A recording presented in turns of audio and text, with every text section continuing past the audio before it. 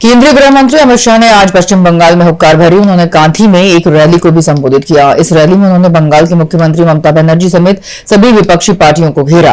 अमित शाह ने कहा कि बंगाल में भाजपा की 30 सीटें आते ही ममता सरकार की विदाई हो जाएगी। उन्होंने ममता बनर्जी पर राज्य में प्रधानमंत्री नरेंद्र मोदी की योजनाओं को रोकने का आरोप भी लगाया। इसके साथ ही उन्होंने तृणमूल कांग्रेस पर निशाना साधते हुए कहा कि पश्चिम बंगाल में राजनीतिक हिंसा ने लोकतंत्र को खत्म कर दिया है।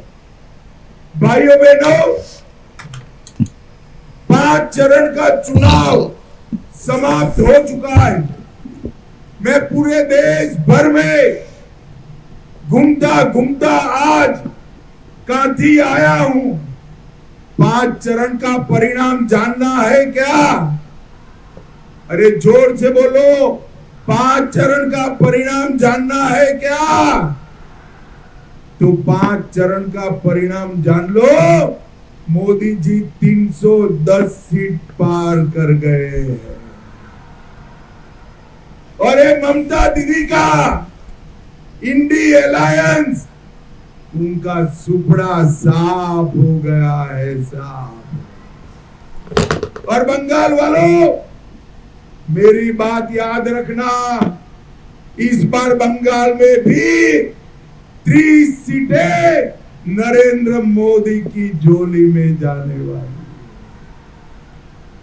बंगाल में 30 सीटें आते ही आप समझ कर रखना, ये तृणमूल कांग्रेस खंड खंड हो जाएगी और ममता दीदी की सरकार विदाई हो जाएगी, विदाई।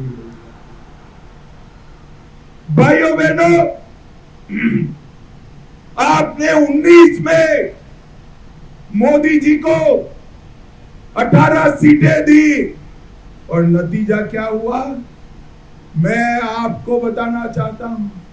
कांधी वालों, मुझे बताओ, राम मंदिर बनना चाहिए था या नहीं बनना चाहिए था?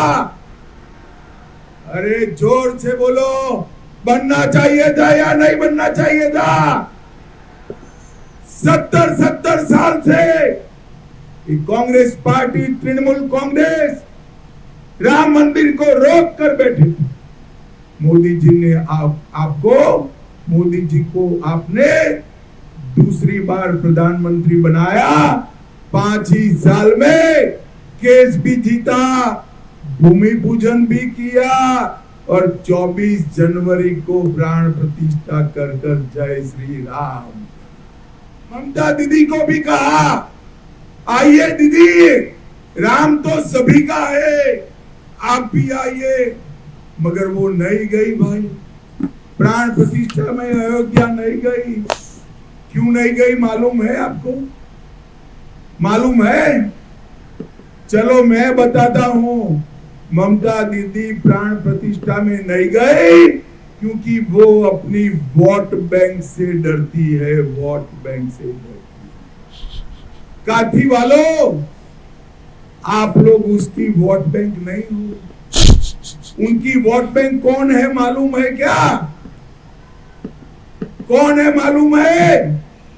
चलो ये भी मैं बता देता हूं। उसकी वोट बैंक वो घुसपैठिए है, घुसपैठिए है। उनके डर से वो नहीं गई।